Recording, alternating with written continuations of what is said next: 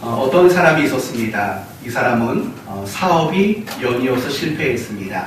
너무 낙심되고 절망되어서 어느 날 하면 안 되는데 자살하기로 다짐을 했습니다. 결심을 했습니다. 그리고 이 사람이 자살을 하려고 동호대교에 갔습니다. 그리고 난간 너머로 뛰어내리려고 했을 때 때마침 한 사람이 지나갑니다. 그 사람이 자살하려는 이 사람을 보고 뭐라고 말했냐면 이렇게 말했답니다. 지금 뛰어내리면 얼어 죽을 텐데요. 한겨울이었죠. 그 말을 듣고 죽으려던 그 사람이 자기도 모르게 웃음이 나오더랍니다. 생각해 보세요. 자살하려고 하는 사람한테 지금 뛰어내리면 얼어 죽는다고 말하니까 그게 얼마나 웃기는 일입니까?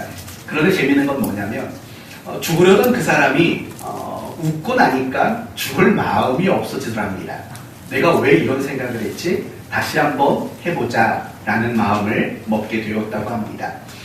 여러분 이런 얘기 들어보신 적 있죠? 일소, 일로, 일로. 무슨 뜻이죠? 한번 웃으면 한번 젊어지고 한번 화를 내면 한번 늙어진다 라는 뜻이지요. 또 이런 말을 들어보신 적 있을 겁니다. 소문 만동네. 우리가 옛날에 어떤 주일 아침에 했던 프로인가요? 웃으면 복이 와요 라는 그런 의미를 가지고 있는 겁니다. 제가 지금까지 여러분에게 이야기 드린 내용들은 다 무슨 내용이냐면 웃음이라는 거, 그게 굉장히 중요하다는 겁니다. 어떤 분은 이렇게까지 얘기하더라고요.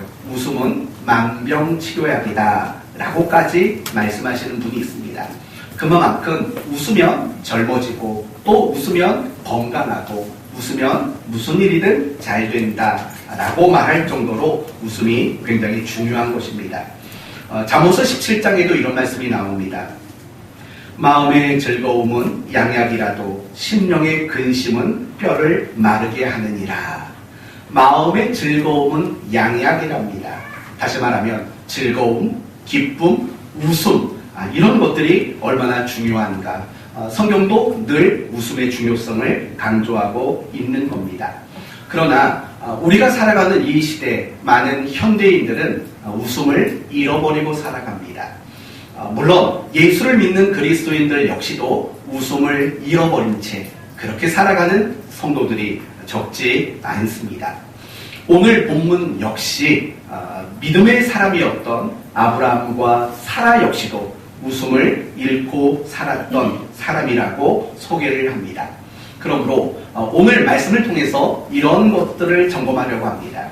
아브라함과 사라가 믿음의 사람들이었는데 왜 웃지 못하는 인생을 살았을까? 왜 그들에게는 웃음이 없었을까? 그들이 웃음이 없었던 이유는 도대체 무엇인가? 라는 부분을 함께 확인함으로 저와 여러분 모두가 어떤 순간 속에서도 웃음이 끊이지 않는 웃음으로 상징되는 그런 삶을 살아가게 되기를 예수님의 이름으로 축원드립니다. 오늘 본문은요, 아브라함이 99살, 99살, 그리고 사라가 89살 때 하나님이 그들에게 이제 아들을 줄 것이다 라고 말씀하시는 내용을 소개하고 있습니다. 10절을 볼까요? 10절을 보시면 그가 이르시되 내년 이맘때에 내가 반드시 내게로 돌아오리니 내 아내 사라에게 아들이 있으리라. 내년 이맘때 아들이 있을 것이다 이렇게 말씀하고 있습니다. 사실 이 말씀은요 대단히 굉장한 말씀이에요. 왜 굉장한 이야기일까요? 지금까지 아브라함과 사라는 자식이 아들이 없었기 때문입니다. 뿐만 아니라 지금까지는 하나님이 아브라함과 사라에게 아들을 주겠다라고 여러 차례 이야기는 했지만 단 한 번도 그 시기가 언제인가를 이야기한 적이 없으시기 때문에 그렇습니다. 그런데 이제 아브라함이 99살 먹었을 때 비로소 하나님은 아들을 주시는 그 시기가 내년 이맘때라고 그렇게 분명히 언급을 하는 그런 내용을 보면 이건 굉장한 이야기입니다. 내년 이맘때라는 말을 원문으로 보면 이런 뜻이 되어 있습니다. 생명의 때 즈음에 라는 말이에요. 그러니까 쉽게 말하면 이런 말이에요. 만물이 다시 소생하는 때에 라는 거죠. 그러면 계절로 말하면 어떤 계절일까요? 만물이 소생하는 계절, 봄을 이야기하는 거죠. 그래서 아마도 내년 이맘때라는 것은 봄쯤에 자녀를 하나님이 낳게 하실 것이다 라고 말씀하고 있는 내용이라고 이해할 수 있을 겁니다. 이처럼 하나님은 내년 이맘때에 아들을 주겠다라고 대단히 구체적으로 언급을 하셨습니다. 그러나 그런데도 불구하고 12절 말씀을 보면 사라가 웃었다고 말합니다. 12절 사라가 속으로 웃고 이르되 내가 노쇠하였고 내 주인도 늙었으니 내게 무슨 즐거움이 있으리요. 하나님이 아들을 주겠다라는 약속을 듣고 말씀을 듣고 사라는 웃었다 이렇게 말합니다. 그러면 여러분 지금 사라는 웃었습니다. 그 웃음은 어떤 의미의 웃음이었을까요? 한번 생각을 해보십시오. 너무 기분이 좋아서 웃었던 웃음일까요? 너무 행복해서 생겨난 웃음일까요? 아니면 속 시원한 웃음일까요? 드디어 나도 아들을 낳는다 라는 속 시원한 웃음일까요? 사실 그렇지 않습니다. 사라의 웃음은 굉장히 기가 막힌 웃음입니다. 말도 안 되는 일을 언급하는 데 나오는 답답한 웃음입니다. 다르게 말하면 쓴 웃음이죠. 쓴 웃음을 사라가 지었던 겁니다. 그런데 이렇게 쓴 웃음을 지었던 것은 사라만의 이야기가 아닙니다. 한 장 앞으로 넘어가 보시면 17장 17절을 보십시오. 17장 17절을 보면 또 한 번 하나님이 아브라함에게 그런 말씀을 하셨습니다. 1절에 17절 아브라함이 엎드려 웃으며 마음속으로 이르되 백수된 사람이 어찌 자식을 낳을까? 사라는 90세니 어찌 출산하리요? 이 아브라함의 이야기를 언급할 때도 아브라함이 웃었다고 말합니다. 그러나 이 웃음은 기분 좋은 웃음도 아니고 속 시원한 웃음도 아닙니다. 기가 막힌 웃음이고 쓴 웃음이라는 것을 우리는 충분히 짐작할 수 있습니다. 이렇듯이 아브라함과 사라는 믿음을 가진 사람이었습니다. 오랜 시간 하나님을 믿고 섬겼던 사람입니다. 그런데도 불구하고 그들은 웃음을 잃어버렸습니다. 그들이 고작 웃었던 웃음은 쓴 웃음뿐이었다라는 겁니다. 그들은 웃음 없이 하루하루를 살아갔던 바로 그런 사람들이라는 겁니다. 그러나 이렇게 웃음을 잃고 살아가는 모습이 비단 아브라함과 사라만의 이야기는 아닐 겁니다. 오늘날을 살아가는 많은 사람들의 얼굴을 보면 웃음이 없습니다. 웃음이 없고 도리어 무표정하고 짜증나 보이고 굉장히 화가 난 사람처럼 보이는 경우들이 얼마나 많은지 모릅니다. 외국인들이 한국에 와서 대중교통을 이용하면 한결같이 느끼는 감정이 무섭다라는 겁니다. 다 인상을 팍팍 주고 살아가는 그런 모습들을 본다라는 겁니다. 미국에 사는 제 친구가 예전에 한국에 잠깐 나왔을 때 딱 그 얘기를 했어요. 왜 안 웃는지 모르겠다고. 외국인들은 그렇다면서요. 뭐 대중교통 안에서도 눈빛이 마주치면 한 번씩 웃어주고 하는 웃음이라는 게 있다라는 거예요. 그런데 우리나라 사람들은 얼굴에 눈빛을 마주치면 대번에 눈빛부터 피한대요. 웃는 걸 모른대요. 그게 한국의 특징이라고 그렇게 이야기하는 것을 들어본 적이 있습니다. 사실 맞는 것 같아요. 많은 사람들의 모습을 보면은요, 얼굴에 표정이 없어요. 어떨 때 보면은요, 화가 난 사람처럼 보일 때도 굉장히 많아요. 그런데 그게 또 우리 신자들도 예외는 아니라는 거예요. 많은 신자들이 무표정이에요. 제가 오늘 예배 시작하기 전에 한번 웃어보자고 했죠. 그것마저 안 했으면 여러분이 오늘 설교를 어떻게 들을까 걱정이 돼서 한 번이라도 웃고 나서 예배를 드리는 게 맞겠다 싶어서 그렇게 여러분에게 제안을 한 겁니다. 신자들의 얼굴을 보세요. 한번 지금 보세요. 여러분 옆에 계신 분들 얼굴 표정이 좀 있어 보이나요? 뭐 보라니까 웃는 거지 앞에서 제가 여러분들만 보고 있으면 무서워서 설교 못할 정도예요. 아니 다들 뭐가 이렇게 화가 난 사람처럼 그러니까 설교에 집중을 못하고요. 저분이 집에 무슨 일이 있나 막 그런 걱정이 들 정도로 굉장히 얼굴이 거시기해요. 굉장히 얼굴이 거시기하다고요. 웃고 밝은 모습 그런 모습으로 예배를 드리면 얼마나 좋겠어요. 그럼에도 불구하고 우리 신자들 역시 무표정하고 환한 얼굴로 그렇게 살아가는 모습들이 너무 많다는 거예요. 여러분 한번 돌아보시겠어요? 여러분의 삶을. 과연 여러분은 지난 한 주 동안 웃음이라는 게 있었는지 생각해 보세요. 마음의 즐거움, 웃음, 행복, 이런 것들이 지난 한 주간 여러분의 삶에 있었는지 한번 돌아보세요. 하루를 살면서 정말 속 시원하게 너무 행복해서 껄껄거리고 웃었던 게 하루에 몇 번이나 있는지 한번 생각해 보세요. 여러분, 저한테 한번 물어보시겠어요? 목사님은 매일매일 웃냐고. 어떨 것 같아요, 여러분? 저는 매일 웃어요. 얼마나 행복한지 몰라요. 네, 진짜 많이 웃어요. 특히 요즘에 들어서 제가 좀 변했거든요. 화도 안 내고 하여튼 좀 많이 좀 변해가고 있거든요. 그랬더니요, 진짜 행복해지. 우리 부인이 지금 왜 째려보고 있는지 모르겠네요. 제가 가끔씩 그래요, 부인한테. 왜 째려보냐고. 그랬더니 째려보는 게 아니라 옆으로 보는 거라고. 근데 순간 지금 딱 봤는데 약간 째려보는 것 같아서. 그래도 사실입니다. 제가 많이 변해가고 있는 거예요. 기력이 빠지니까 사람이 변하는 건지 아무튼 되게 저는 행복해요. 웃는 일도 많고 그래요. 여러분은 어때요? 지난 한 주간 살면서 여러분 많이 웃어보셨어요? 막 가정 안에서 너무 행복해서 막 껄껄거리고 웃어본 그런 경험이 있게 여러분 살아가세요? 여러분 직장 안에서는 어떠세요? 많이 웃으세요? 여러분이 이웃과의 관계에서는 어떠세요? 많이 웃으면서 이웃과의 관계 속에 여러분 혹시 살아가고 계십니까? 아니면 정말 웃지 못하고 하루를 살아가는 날이 태반은 아니세요? 웃어도 뭐 코미디 프로그램이나 봐야 웃지 웃을 일이 없다고 생각하는 여러분은 혹시 안 계십니까? 저는 여러분 모두에게 웃음이 회복되었으면 좋겠습니다.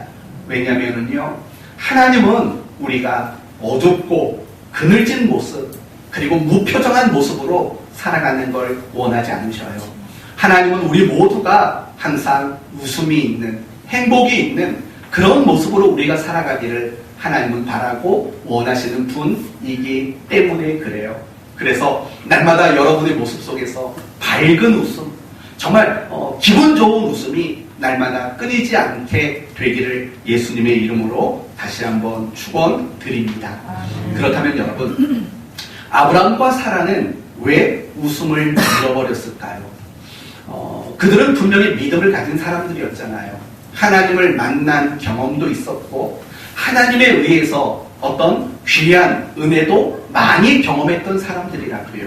그럼에도 불구하고 그들의 모습에는, 적어도 오늘 본문의 그들의 모습에는 웃음이라는 것이 없다는 걸 보게 돼요. 고작 그들에게 나온 웃음은 허탈한 웃음이었고 쓴 웃음뿐이었다는 거죠. 그렇다면 그들의 웃음을 잃어버린 이유는 과연 뭘까? 이 부분을 한번 생각해 보려고 해요. 여러분이 아브라함과 사라가 웃음을 잃어버린 이유를 확인해 가면서 그게 내 모습 속에 그럴 만한 이유가 있는 건 아닌가 함께 더불어 점검되어지는 시간이 되었으면 좋겠습니다. 세 가지로 말씀을 드리겠습니다. 첫째는 현실 때문입니다. 뭐 때문이라고요? 현실 때문입니다. 분명히 아브라함과 사라를 보면 그들은 적어도 자식의 문제 앞에서는 웃을 만한 그런 현실이 아니었던 것이 분명합니다. 왜 그렇습니까? 하나님이 그들에게 자식을 주겠다고 약속한 지가 벌써 24년이 지났습니다. 24년이 지나도록 사실은 아무런 일도 일어나지 않은 겁니다. 저 역시 마찬가지입니다. 딸이 16년 만에, 결혼하고 16년 만에 나온 겁니다. 가만히 생각해 보니까 한 10여 년까지는 자식을 달라고 기도를 열심히 했던 것 같아요. 그런데 11, 2년 넘어간 다음부터는요, 그 기도가 줄어들기 시작하더라고요. 자식을 달라는 기도가 가끔씩 나오는 기도가 되더라고요. 한 10년까지는 참 간절히 기도했던 것 같은데 시간이 지나면 지나니까 이 간절한 마음도 없어지고 때로는 마음이 단념되어지는 마음도 사실은 많이 생기는 것 같다라는 그런 느낌을 받은 적이 있어요. 사실은 아브라함과 사라의 경우는 더 그렇지 않을까요? 그때 나이가 이미 75이고 65이었다고요. 그리고 그 나이에서 24년을 기다렸다고요. 그러니까 그런 오랜 기다림이 충분히 그들을 웃음을 잃어버리도록 만드는 이유가 될 것은 분명합니다. 더욱이 지금은 그들은 더 이상 아이를 낳을 수 없는 몸이 되고 말았기 때문에 그렇습니다. 여러분 11절을 보면 이런 말이 나와요. 아브라함과 사라는 나이가 많아 늙었고라는 말이 나와요. 여러분 이 늙었다라는 말이요 그 다음에도 계속 나와요. 12절에도 사라가 속으로 웃고 이르되 내가 노쇠하였고 내 주인도 늙었으니라는 말이 나와요. 또 13절에도 여호와께서 아브라함에게 이르시되 사라가 왜 웃으며 이르기를 내가 늙었거늘. 지금 이 늙었다라는 말이 적어도 3번 이상 반복이 되는 것. 이 표현이 반복된다는 것은 그들이 분명히 자기들의 이 현실 때문에 웃음을 잃었다라는 것을 우리에게 표현하고 있는 거죠. 계속 늙었다라는 말이 나와요. 그리고 특히 사라의 경우에는 11절 마지막에 보니까 사라에게는 여성의 생리가 끊어졌느니라 라고 말을 해요. 폐경이 됐다라는 이야기예요. 이게 무슨 말일까요? 더 이상 아이를 낳을 수 없는 몸이 됐다라는 거예요. 아이를 낳는 일은 이제는 인간적으로 봤을 때 불가능한 상황이 되고 말았다라는 거예요. 그건 아브라함도 마찬가지 상황이었다라는 거예요. 이런 절망적인 현실, 아무것도 바랄 수 없는 이런 현실이 그들로 하여금 웃음을 잃어버리도록 만든 원인이었다라는 겁니다. 사실 우리도 마찬가지예요. 여러분 이 세상을 살아가는 사람들 중에서요 웃고 싶지 않은 사람이 누가 있겠어요?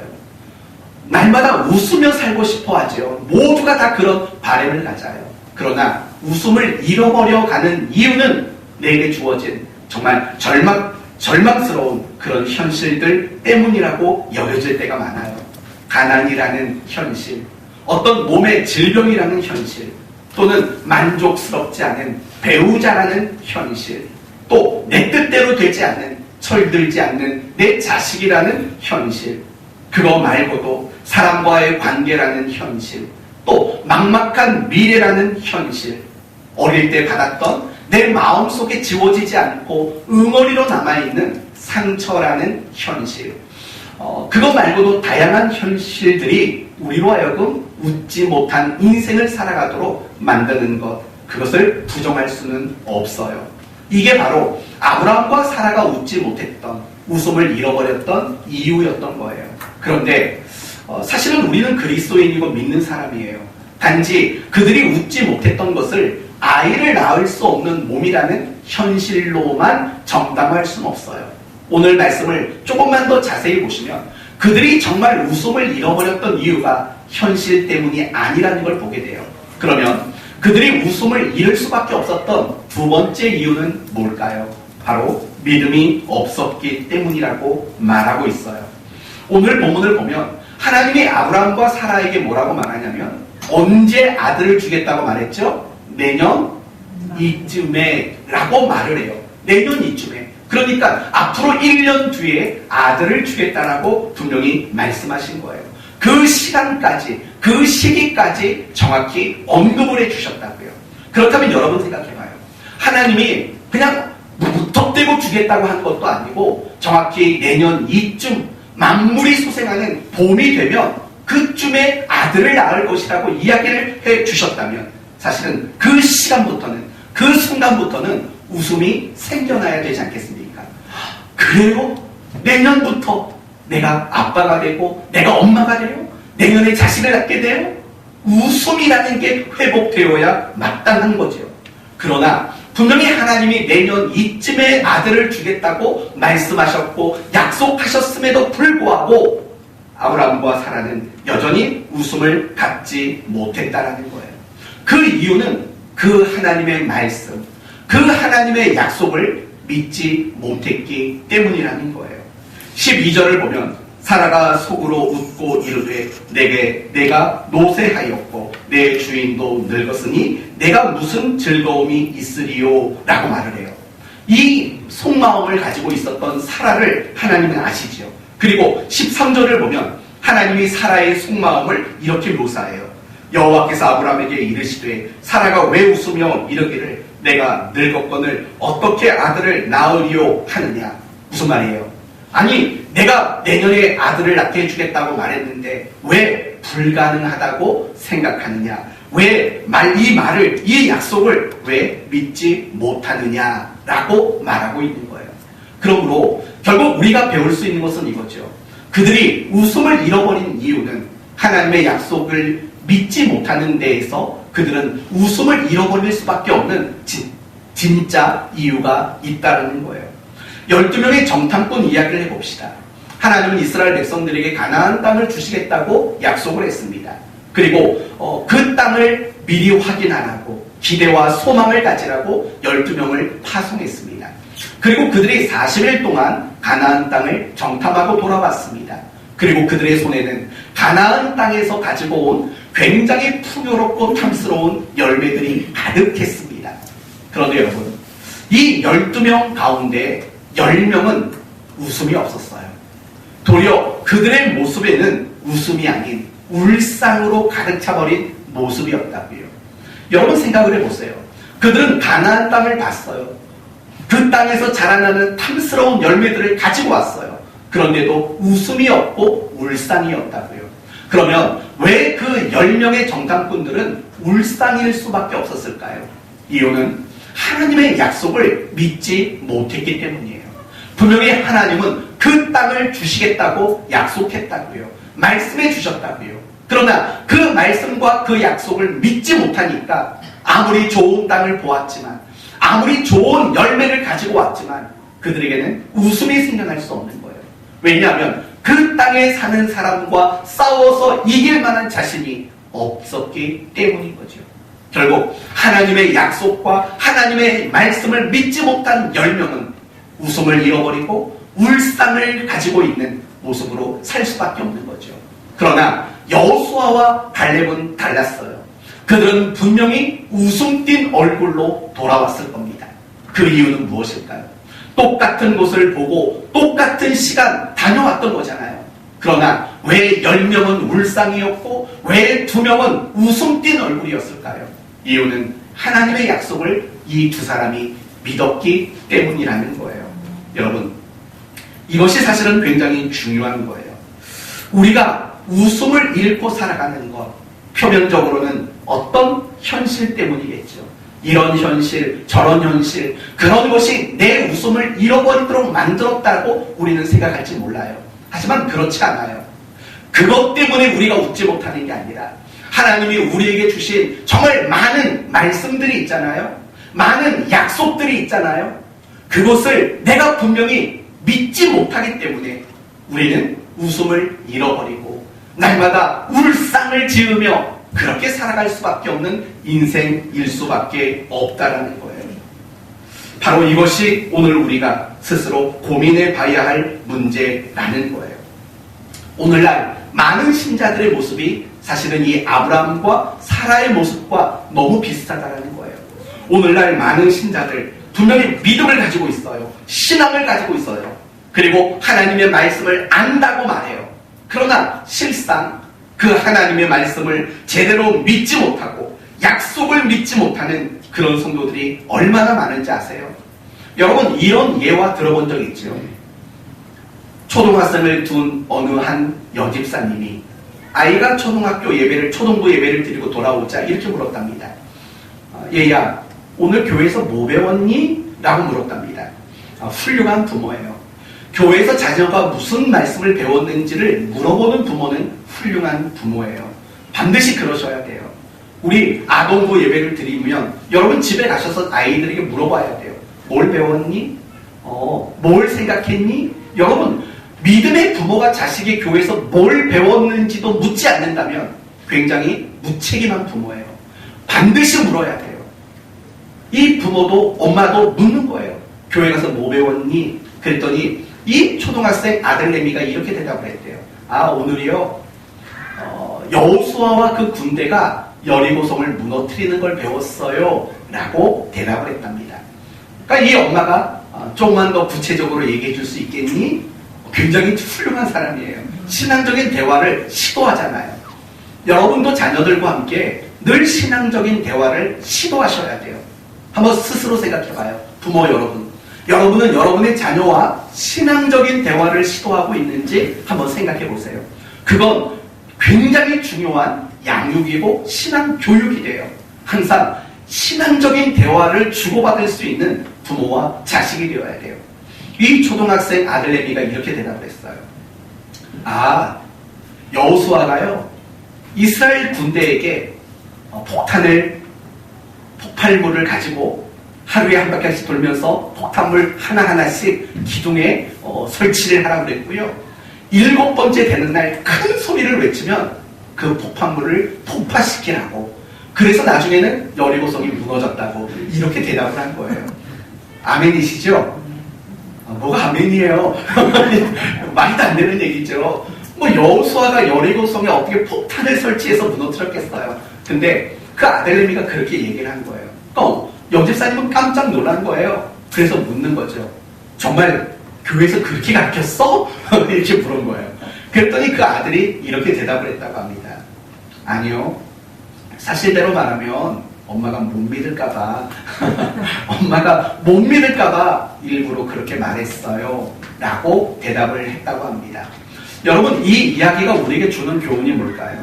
그런 거죠. 이미 말한 대로 많은 그리스도인들이 말씀을 알고 성경을 알고 또 하나님이 우리에게 주신 약속을 안다고 말하지만 실상은 믿지 못하는 그런 성도들이 너무나도 많이 있다는 거예요.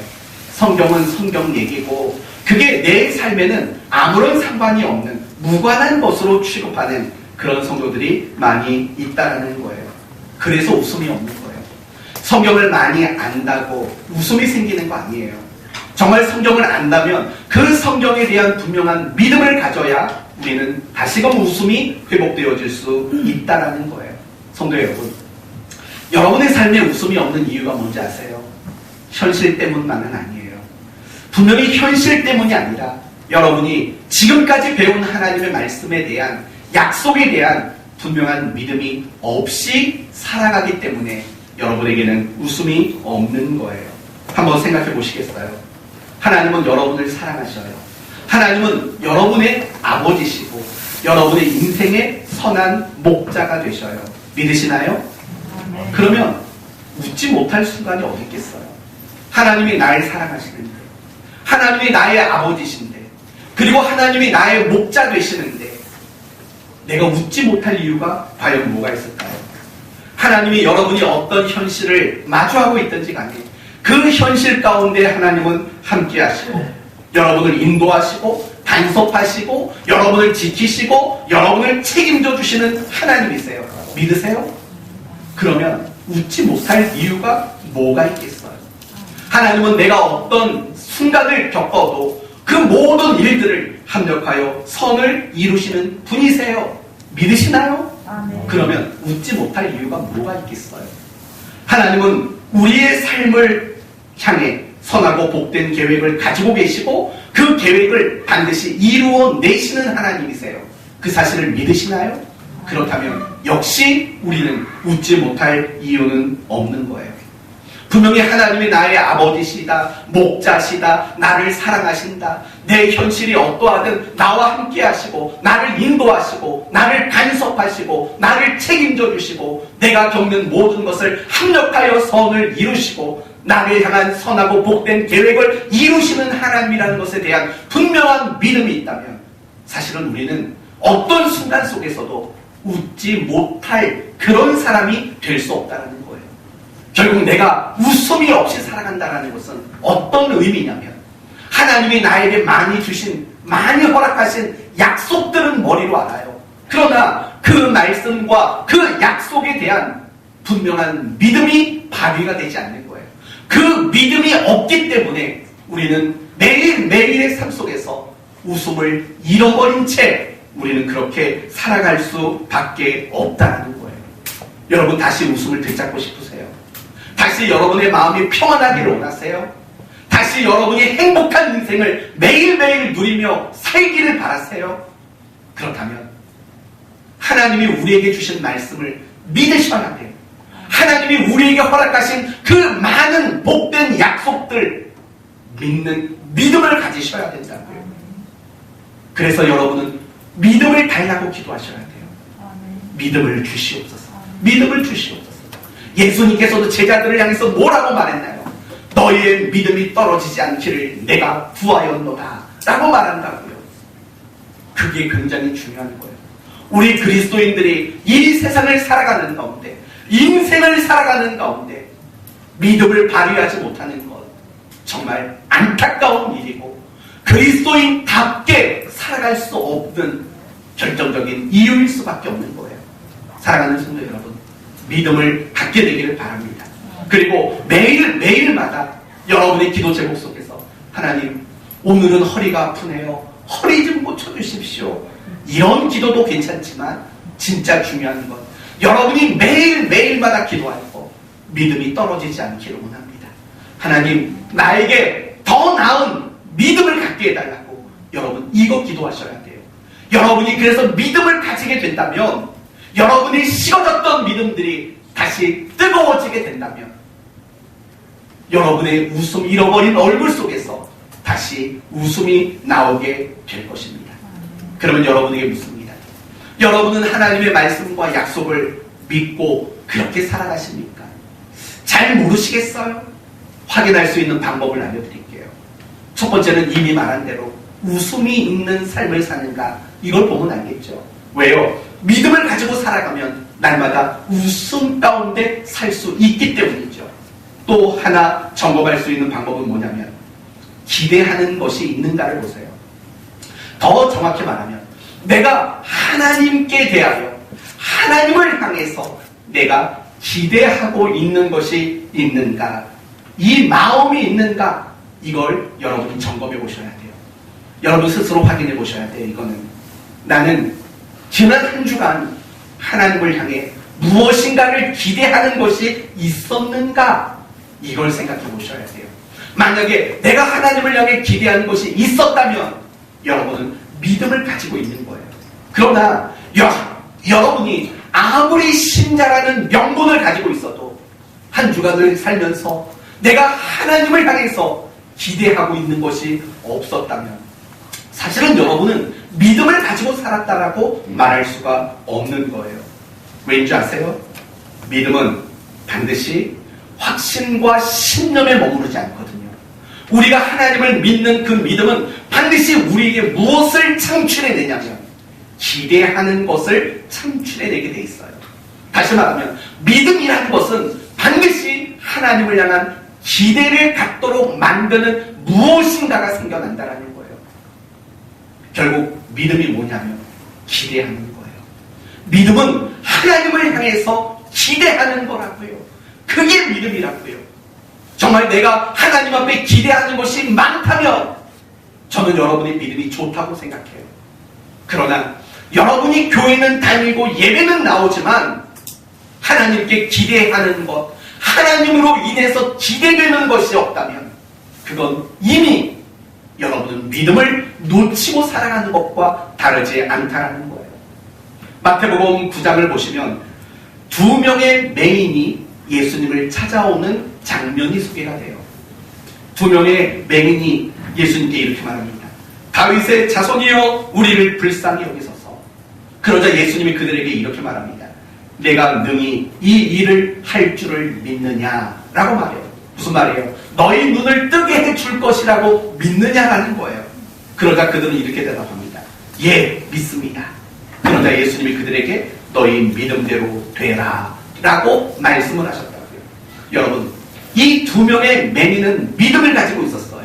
그 믿음이 어떻게 증거되어졌는가를 보세요. 먼저는 예수님께 나와서 예수님께 호소를 해요. 도와달라고 호소를 한다고요. 그리고 그렇게 도와달라고 호소하고 나올 수 있었던 이유는 뭐예요? 그 마음속에 무엇이 있었던 겁니까? 예수님을 향한 그분으로 인한 기대하는 마음. 그게 바로 그 두 명의 맹인의 마음속에 있었다라는 거예요. 꼭 기억하세요. 믿음은 단순히 확신이 아니에요. 믿음은 신념에 머무르는 게 아니에요. 물론 믿음이란 확신과 신념이 밑바탕이 돼야 돼요. 그러나 거기서 멈추지 말고 기대하는 것, 바로 거기까지 나가도록 만드는 것이 진짜 생명력 있는 참다운 믿음이라는 거예요. 사랑하는 성도 여러분, 하나님께 대한 기대가 있는가? 이걸 생각해 보셔야 돼요. 오늘 본문의 아브라함과 사라를 생각해 봐요. 그들은 믿음이 있었어요? 없었어요? 믿음이 없었다고요. 내년 이쯤에 아들을 낳을 것이라는 말씀, 약속을 들었지만 믿음이 없었어요. 믿음이 없었던 그들에게 나타난 현상이 뭐예요? 아무런 기대가 없었다라는 거예요. 와, 정말 내년에 아들을 낳는가? 라는 그런 기대가 사실은 없었다라는 거죠. 바로 이것이에요. 웃음을 회복하지 못하는 이유 세 번째. 하나님을 믿는다 하지만 하나님을 향해서 그 어떤 기대도 가지지 않기 때문에 우리는 웃음을 잃어버릴 수밖에 없다는 거예요. 사랑하는 성도 여러분, 우리가 인생을 살면서 가장 행복할 때가 언제일까요? 우리가 인생을 살면서 가장 가슴이 설레이는 때는 언제일까요? 뭔가를 기대하고 있을 때죠. 그렇지 않을까요? 옛날에 여러분, 우리가 아주 어렸을 때 학교에서 소풍이라는 걸 갔어요. 그쵸? 소풍을 가면 저는 아직도 기억이 나요. 저는 초, 중, 고, 대까지, 대학원까지 해가지고 한 번도 제 스스로 일어나서 학교를 다녀본 적이 없어요. 저는 아침잠이 굉장히 많아요. 내가 왜 목사가 됐을까? 이런 후회가 든다면 그건 새벽 기도 때문일 거예요. 물론 그거 가지고 후회는 하진 않지만 저는 아침에 일어나는 거 정말 힘들어요. 그나마 이 아침에 일어나는 걸 극복할 수 있었던 계기가 우리 하은이의 출생이에요. 더 이상 깨워줄 사람이 없어요. 이제 제 스스로 승부를 걸어야 돼요. 그래서 김효선 집사님 왜 웃어요? 새벽집에 나오세요. 그래서 이 딸내미가 태어난 이후로는 알람을 막 5개, 6개씩 맞춰놓기도 하고, 야, 이제 좀 적응이 됐어요. 이제 적응이 좀 돼가지고 이제 좀 괜찮은데, 근데 제가 학창 시절에 스스로 눈을 벌떡 뜨고 일어난 때가 있었는데 언제인 줄 아세요? 소풍 가는 날. 야, 그날은요 너무 일찌감치 눈이 떠지는 거예요. 너무 일찌감치. 왜 그럴까요? 설레어서, 너무 기대가 돼서. 정말 그러니까 막 소풍이라는 거에 대한 기대감이 있으니까요 눈도 알아서 떠져요. 얼마나 행복하고 얼마나 기분이 좋은지 몰라요. 또 뭐가 있을까요? 소개팅. 저는 소개팅 같은 거 딱 한 번 해봤어요.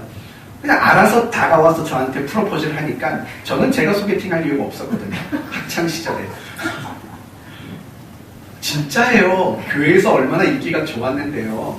이건 어떻게 설명할 수도 없고, 네. 그들에게 받은 편지를 보여줄 수도 없죠. 제 아내와 결혼할 때 다 소각했으니까. 아무튼 이 소개팅을 딱 한 번 했는데, 이건 넘어갈게요. 넘어가고 그 다음에 또 뭐가 있을까요? 여행이죠. 여행.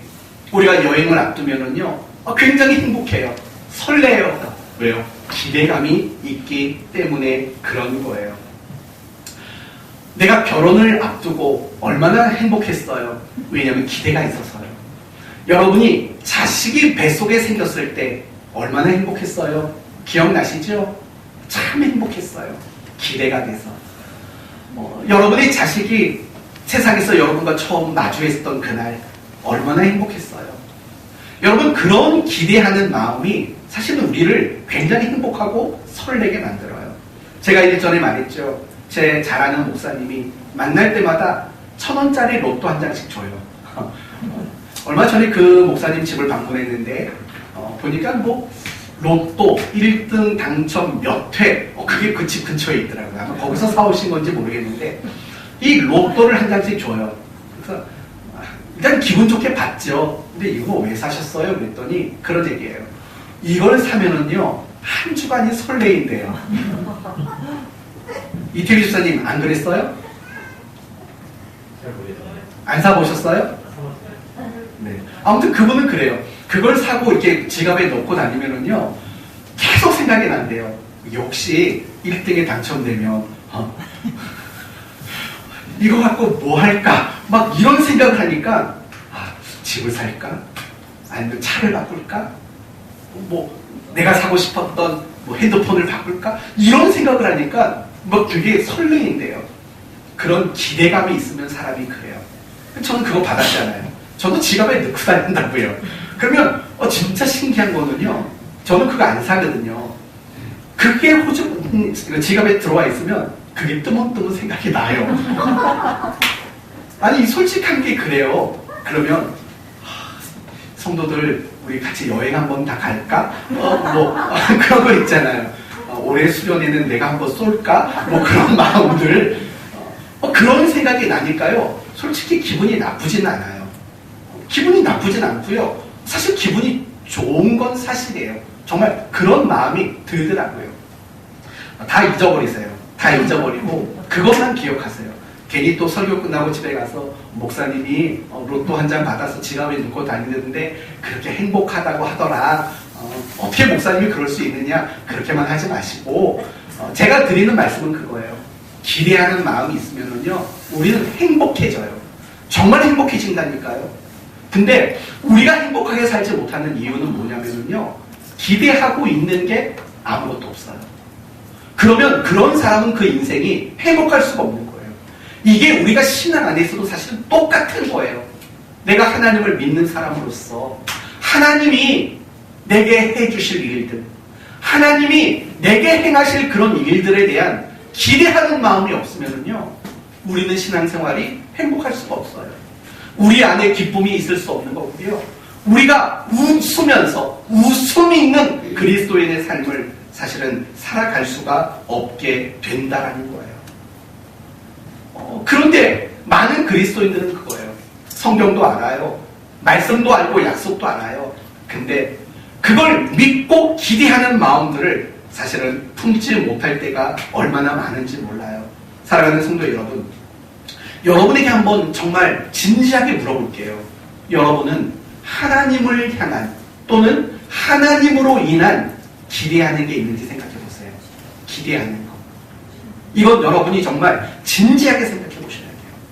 나는 하나님을 향해 기대하는 게 있는가? 하나님으로 인해서 내가 기대하고 있는 것들이 있는가? 생각해 보셔야 돼요. 하나님이 나를 고쳐주실 것에 대한 기대, 하나님이 내 가정을 믿음의 가정으로 세워주실 것이라는 기대, 또는 하나님이 나를 써주실 것이라는 기대, 하나님이 오늘 드리는 이 예배 가운데 나를 만나 주실 것이라는 기대, 내가 큐티하고 성경을 읽을 때마다 하나님이 내 마음을 감동케 하시고 하나님의 뜻을 깨닫도록 하실 것이라는 기대, 내가 하나님 앞에 기도할 때마다 하나님이 내게 선하게 응답해 주실 것이라는 기대, 이런 기대들이 여러분의 마음속에 있는가 생각을 해보셔야 되는 거예요. 없어요? 그래서 웃음이 안 생기는 거예요. 단지 현실이 고달프고 여러분에게 주어진 현실이 막막해서 웃음이 안 생기는 게 아니에요. 믿음이 발휘가 되지 않고 하나님으로 인한 기대하는 것들이 없으니까 신앙생활이 재미가 없는 거죠. 마지못해 하는 거죠. 안 하면 혹시 죽어서 지옥 갈까봐 걱정되는 마음으로 그래서 신앙생활 하는 거죠. 다시 한번 진지하게 생각해봐요. 여러분이 손가락을 접어가 보세요. 내가 하나님께 기대하고 있는 거 있는가? 이 5 손가락이라도 나는 기대하는 것들을 접어낼 수 있는가? 한번 생각해 볼 필요가 분명히 있다라는 거예요. 하나도 없다면, 기대하는 게 거의 없다면 미안하지만 여러분은 믿음으로 살고 있는 게 아니거든요. 정말 믿음으로 산다면 우리 안에는 하나님으로 인한 기대가 굉장히 많아지거든요. 우리 구사모님이 자주 하는 얘기다. 하나님이 잘해주실 거예요. 하나님이 만들어주실 거예요. 전 그 얘기 들으면서 한편으로는 굉장히 기쁘다 그래요. 기대가 있는 거잖아요. 기대가 있어야 돼요. 기대가.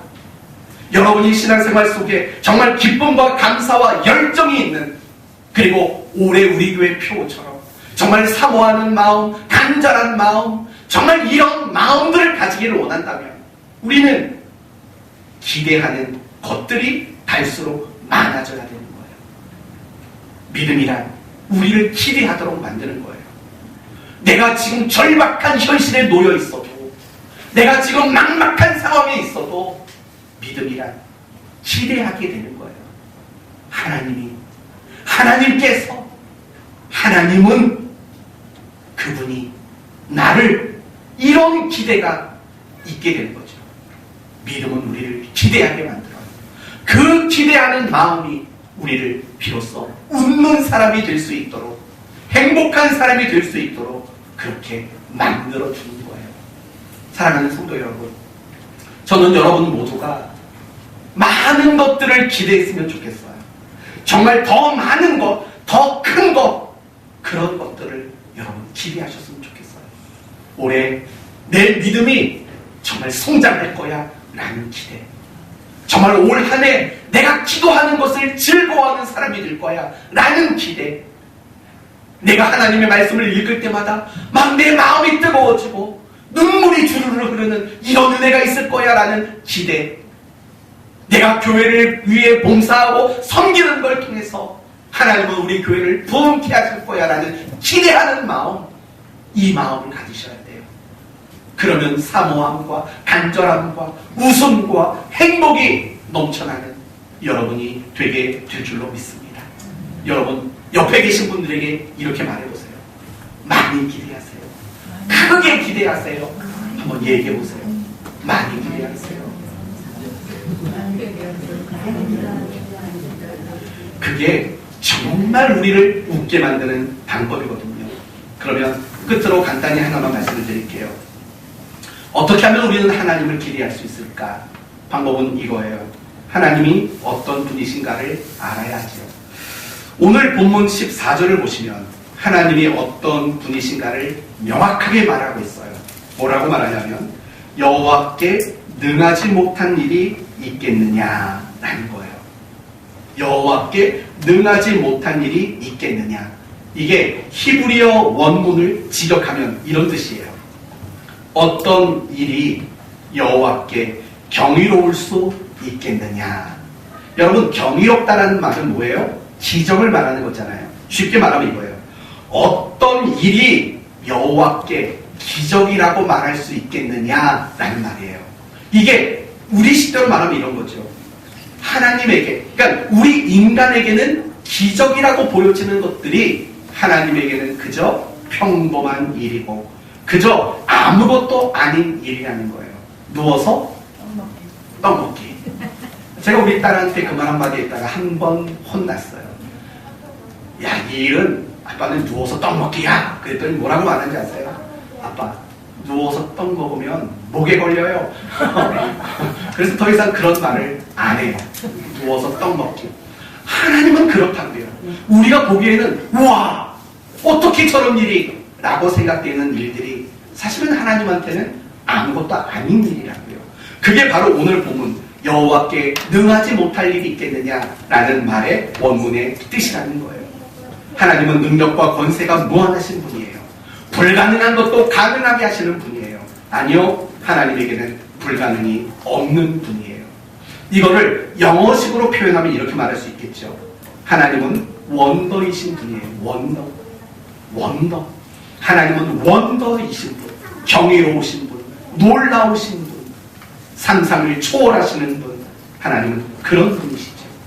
그래서 우리가 성경을 읽어보면 우리가 하나님의 어떤 하나님을 만나게 되냐면 원더이신 하나님을 만나게 될 때가 굉장히 많죠.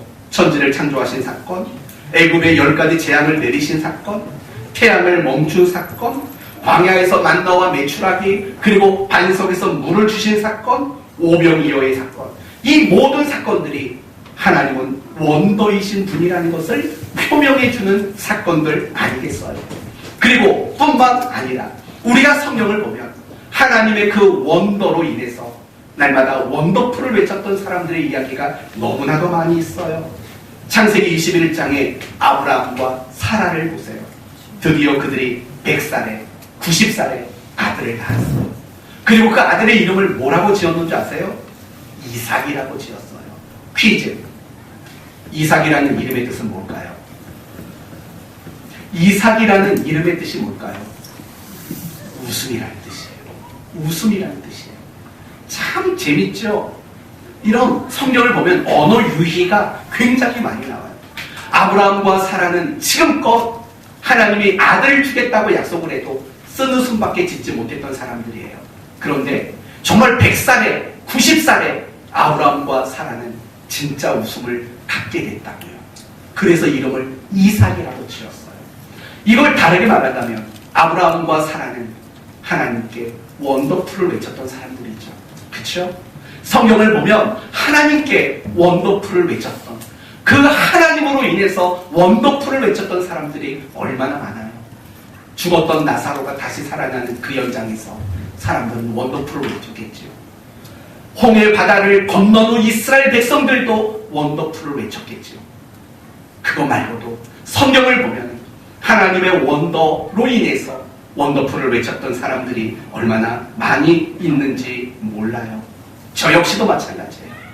저도 인생을 살면서 우리 교회를 사역하면서 하나님의 원더로 원더풀을 외쳤던 순간들이 많다고요. 여러분은 아니었나요? 여러분도 하나님의 원더로 원더풀을 외쳤던 순간들 많이 있지요. 한마디로 말합니다. 하나님은 우리가 기대해도 좋은 분이에요. 하나님은 우리의 기대를 실망시키시는 분이 결코 아니라는 거예요. 그 하나님을 알아야 돼요. 제가 지금 준비하고 있는 것들이 있습니다. 우리 교회 성도들과 함께 큐티를 하는 시간들을 만들려고 계획하고 있어요. 저는 여러분이 큐티했으면 좋겠어요. 다른 거 하지 마세요. 아니, 가급적이면 하지 마세요. 큐티에 매진하셨으면 좋겠어요. 요즘에는 온라인에서 내가 원하는 것들을 얼마든지 찾아서 들을 수 있는 시대예요. 그거 하지 마세요. 그걸 듣는다고 여러분에게 유익이 없다라는 말은 아니에요. 유익은 있어요. 도움이 되는 것도 있어요. 하지만 듣지 마세요. 가급적이면 듣지 마세요. 정말 듣고 싶으면 운동할 때만 들으세요. 운동하는 시간이 아니라면 더 이상 듣지 마세요. 스스로 큐티하세요. 우리는 너무 쉽게 무엇인가를 공급받으려고 해요. 지금 이 시대가 그런 시대라고요. 내가 원하는 주제 유튜브에 검색하면 정말 헤아릴 수 없을 정도로 많은 정보들이 우리에게 제공이 돼요. 들으면 좋아요. 좋지 않다는 게 아니에요. 그 자체는 좋아요. 그러나 문제가 뭔지 아세요? 마치 이런 것 같아요. 설탕을 많이 먹는 것과 같아요. 소금을 많이 먹는 것과 같다고요. 여러분, 설탕은 한 번 먹을 때마다 얼마나 달콤하고 맛있는지 몰라요. 그러나 설탕을 많이 먹으면 어떻게 되는 줄 아세요? 비만해져요. 병에 걸려요. 당뇨가 생겨요. 소금도 많이 먹으면 맛있죠. 여러분, 저는 짭조름한 음식을 좋아한다고요. 음식은 짜야 맛있죠. 아닌가요? 음식은 짜야 맛있다고요. 저는 소스, 어떤 장 이런 걸 굉장히 좋아해요. 저는 굉장히 좋아해요. 그래야 맛있는 걸 어떻게 해요? 근데 그렇게 짠 걸 소금을 많이 먹으면 음식은 맛을지 모르지만 결국은 신장에 무리가 오고 병에 걸려요. 병에 걸린다고요. 혈압도 높아진다고요. 마찬가지인 거예요. 여러분이 큐티하지 않고 노력하지 않고 어디서 어떤 정보를 듣고 어디서 어떤 은혜를 받는 거 하지 마세요. 그게 설탕 퍼먹는 것과 소금 먹는 것과 하등 다르지 않아요. 그 순간은 좋아요. 그러나 결국에는 뭔 줄 아세요? 병에 걸려요. 내 스스로 신앙을 세워가지 못해요. 성경을 봐도 그 성경 안에서 하나님 뜻이 무엇인가를 찾아보지를 못하고 평생 신자로 끝난다고요. 여러분에게 다시 한번 강력하게 말씀드립니다. 중단하세요. 여러분이 운동할 때는 운동하면서 듣는 거 괜찮아요. 저도 그렇게 했어요. 그러나 그렇지 않다면 스스로 성경을 펴세요. 그리고 스스로 성경을 큐티하세요. 몰라도 괜찮아요. 하세요. 하다 보면 알아가게 돼요. 했는데 몰라서 못해서 안 한다면 무책임한 거예요. 마치 이런 것과 같죠. 학교 다니는 학생이 문제를 풀었는데 문제가 어려워서 못 풀었어요. 그래서 안 하겠다고 말하는 것과 뭐가 달라요? 조금만 더 상식적으로 생각하세요. 모르는 거 당연하죠. 지금까지 큐티 해본 적 없으니까. 지금까지 말씀을 놓고 씨름해 본 적 없으니까. 그러니까 큐티 어려운 거 당연한 거죠. 하세요. 어려워도 하시고 안 돼도 하세요. 적어도 하루에 30분 이상은 큐티하는 시간을 무조건 하세요. 그렇게 365번을 해보세요. 달라진 여러분을 보게 될 거예요. 여러분이 하나님이 어떤 분인가를 큐티하시고 적용하시고 실천을 통해 경험하게 되셔서 그런 하나님을 알게 될 때 여러분은 기대하는 것들이 생겨나게 된다고요. 우리가 어떤 방송이나 어떤 그런 유튜브를 통해서 듣게 되면 우리가 하는 기대는 그거밖에 없어요. 나도 저 사람처럼. 그 기대밖에 없다고요. 그런 거 말고 여러분이 하나님 앞에 나가서 하나님 앞에 무엇인가를 기대하는 그런 일들을 만들어 내셔야 해요. 이제 말씀을 마치겠습니다. 하나님은 우리들이 어둡고 그늘진 모습으로 살아가는 걸 원하지 않으십니다. 하나님은 하나님의 자녀된 우리가 날마다 웃으면서 밝은 모습으로 행복하게 살아가기를 원하고 계세요. 그런데도 우리는 웃음을 잃고 살 때가 많아요. 왜일까요? 이렇게 핑계대지요. 현실 때문이에요. 그러나 진짜 이유는 하나님의 말씀과 약속을 믿지 못하기 때문이지요. 그리고 그 믿음이 없으니까 하나님을 향해서 기대하는 것들이 생겨나지 않기 때문입니다. 그래서 우리는 웃음을 잃어버린 채 그렇게 살아갈 수밖에 없습니다. 사랑하는 성도 여러분, 하나님을 믿으세요. 그리고 그 하나님께 많은 걸 기대하세요. 그 하나님은 원더의 하나님이에요. 여러분의 형편과 여러분의 처지와 여러분의 현실이 어떠하든 여러분의 입에서 원더풀을 외치도록 만드실 수 있는 하나님이세요. 그분을 기대하세요. 그리고 누가 여러분을 보더라도 여러분을 향해 기대할 수 있는 사람이 되십시오. 제가 여러분을 볼 때 여러분이 기대가 되는 사람이 되시고 여러분 서로가 서로를 볼 때에도 기대가 되는 사람이 되도록 날마다 힘쓰는 여러분 되시기를 바랍니다. 이런 믿음 가지고 이런 기대하는 마음 가지고 이 한 주간 원더풀을 외치는 성도 되기를 예수님의 이름으로 축원드립니다. 아멘. 기도합시다. 하나님 감사합니다. 절망적인 현실 앞에 웃음을 잃었던 아브라함과 사라의 모습을 보았습니다. 어쩌면 우리도 현실이라는 핑계거리를 통해 웃음을 잃고 살아가는 것을 당연하게 여겼던 저희들인지 모릅니다. 우리가 웃음을 잃어버리는 것은 현실 때문이 아니라 믿지 못하기 때문이고 하나님으로 인한 기대가 없기 때문입니다. 이런 저희들을 용서하시고 하나님의 말씀과 약속을 믿는 믿음을 주옵소서. 정말 하나님으로 인해서 기대가 되는 것들이 많아지게 하여 주옵소서. 믿음은 기대하는 겁니다. 이 기대하는 마음이 우리로 웃음 띤 인생이 되게 하시옵소서. 하나님은 우리가 얼마든지 기대해도 괜찮은 분이십니다. 원더이신 분이시고 우리에게 원더풀을 외치게 하시는 하나님이십니다. 많이 기대하는 저희들이 되게 하시옵소서. 예수님의 이름으로 기도 올려옵나이다.